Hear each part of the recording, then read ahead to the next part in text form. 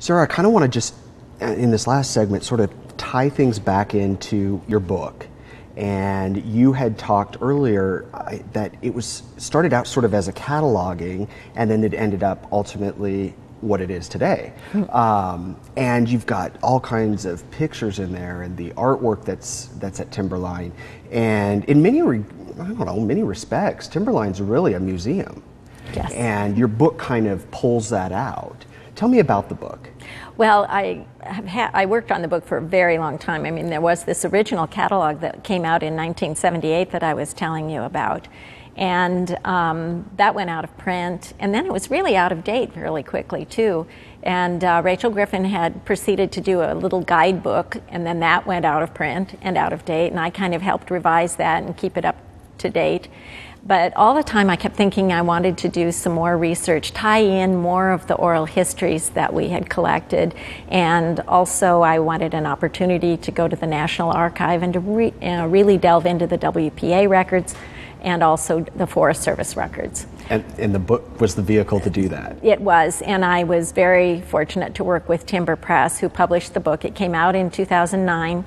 It's composed of kind of two parts. It's got the 5 chapters on the history and the operation, the kind of the history of the construction, the decoration, and the restoration. And then also the second part is an updated inventory that kind of had its foundation in that first inventory I was describing to you, but is definitely more up to date. Yeah. Well, it's a beautiful book too, and you can get it on Amazon, and can you get it at other most mainstream bookstores as well? Yes. Most bookstores. Okay. Yeah, it's pretty widely available. I wanted to say one more thing, that I was really fortunate to work with Aaron Johansson as a photographer to get all the contemporary photographs too, and I think it adds a lot to the beauty of the book. Absolutely. What did you learn during, I mean, many things, but what were some of the main things that stuck out to you that you learned during the process of putting this book together? There were so many things. I think one of the big things that I learned has to do with the restoration. There has been a chain from the original blacksmith, Orion B. Dawson, through a restoration blacksmith, Russell Moggins, who is now deceased, to Darrell Nelson, who is currently doing hand wrought iron work for Timberline Lodge, and has for a long time, many years. And so there's been this chain from the original craftspeople to the current restoration people. And Darrell has wonderful stories, experiences of doing restoration work at the lodge. I think that maybe stands out, that restoration work, the love for the lodge, and that not only Darrell, but all the people, the craftspeople and the artists who, and the builders really, the people who do restoration work in the lodge itself. Yeah. Everyone loves that building. Yeah, yeah. Good job, by the way, on all the names. Being able to remember everybody's names and just whip them out like that. That's good. I'm terrible with names. But you've got to have a favorite piece, whether it's a stair or furniture, something in that lodge that's your favorite. Which one would you say is yours? Huckleberry Pickers by C.S. Price. I think we're very fortunate it's at the lodge, for starters, and I just think it's probably the most beautiful painting in the state of Oregon. It's my very favorite. Yeah. We're lucky that it's at the lodge. It was painted, C.S. Price, for the lodge. C.S. Price painted 2 murals that were supposed to go in Cascade Dining Room. And in fact, they were hung there, and then for some reason they weren't kept there. They were sent back to Portland. Huckleberry Pickers went to this Servicemen's Club for a little while. Then it went to the Art Museum.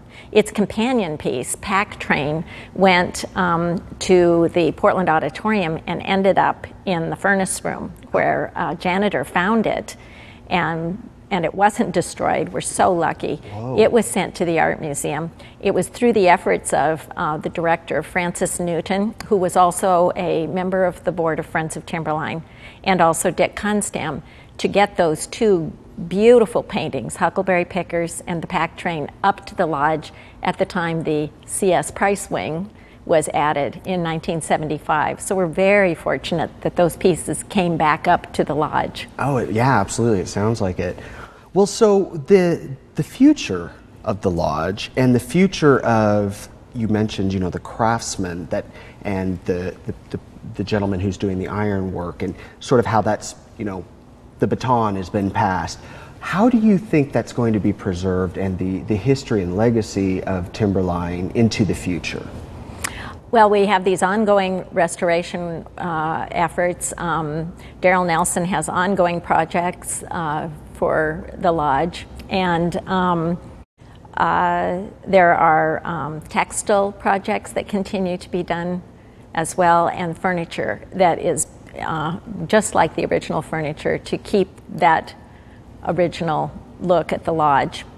Friends of Timberline has been involved with the tunnel entrance, which was finished a year ago. A beautiful kind of ice cave looking tunnel. And then also before that, they restored the amphitheater, which is now the site of many weddings. It's really a beautiful restoration project. And their next big project is to do light up the lodge with lighting up the art, to improve the lighting in this kind of dark building. Yeah, because of just the sheer size of what's in there, and being probably way up there on the mountain and stuff. Yeah, it does get a bit dark in there.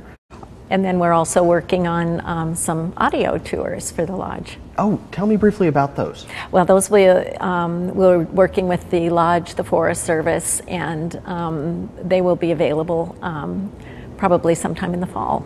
Great. Now, will they be available at the lodge, or will they be online, or you'll actually go through the actual lodge and hear these audio tapings? You'll be able to download them. Oh, you will? Oh, great. Wow. Well, there's, like I said in the break, there's so much we could talk about, and Timberline obviously has got such a story, and I wish we could devote a lot more time to it, but unfortunately we only have 30 minutes and it's already gone. But Sarah, thank you for coming out. It was really my pleasure getting to meet you. Very much. And thanks for doing what you're doing. I think it's great that you put this book together and that the rest of us get to enjoy it. So thank you for your work on this place. Well, thank you. Yeah. You guys, thanks so much for watching. Look forward to seeing you next time. And remember, take care of each other.